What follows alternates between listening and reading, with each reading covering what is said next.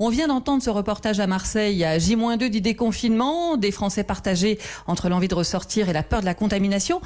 Est-ce qu'à travers ce que vous voyez, nous sommes vraiment prêts à nous déconfiner ? Alors, absolument, ça dépend en fait de quelle catégorie, à quelle catégorie vous appartenez, puisque, comme vous l'avez mentionné, les Français sont très partagés sur cette question. À peu près la moitié des Français qui sont impatients de retourner à une vie un peu plus normale, de lever ce confinement. Mais on a l'autre moitié des Français qui, eux, sont toujours très inquiets par rapport aux possibilités d'infection dans le cadre des interactions sociales et qui souhaiteraient en fait maintenir une forme de confinement relativement stricte. Donc on voit comment la société française est divisée sur cette question. On a toujours un haut niveau en fait de respect à l'heure actuelle des consignes qui ont été données par le gouvernement, à la fois en termes de mesures barrières, les mesures d'hygiène qui nous sont recommandées, comme se laver fréquemment les mains. De plus en plus de gens portent les masques également.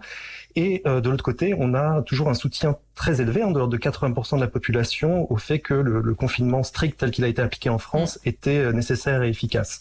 Jocelyn Roth, vous parlez d'une France à deux vitesses, justement. C'est quoi la ligne de fracture qui fait qu'on a envie de sortir ou pas de ressortir ? Alors, ce qui est paradoxal, c'est que c'est en fait les catégories qui ont été le plus affectées par le confinement, notamment parce qu'ils avaient des conditions de logement qui étaient beaucoup moins favorables que d'autres, qui sont en fait les plus inquiets pour ressortir, parce que beaucoup de gens vont continuer à télétravailler, ou beaucoup de gens ont encore la possibilité de rester majoritairement chez eux. Je pense par exemple aux retraités ou aux cadres qui se sont finalement installés dans le télétravail.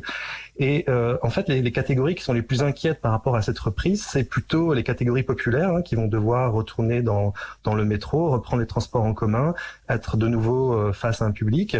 Et même si ce sont ces catégories-là en fait qui ont le plus souffert du confinement, en fait, ce sont ces personnes-là qui sont les plus inquiètes de retrouver une vie un peu plus normale. Alors, dans cette étude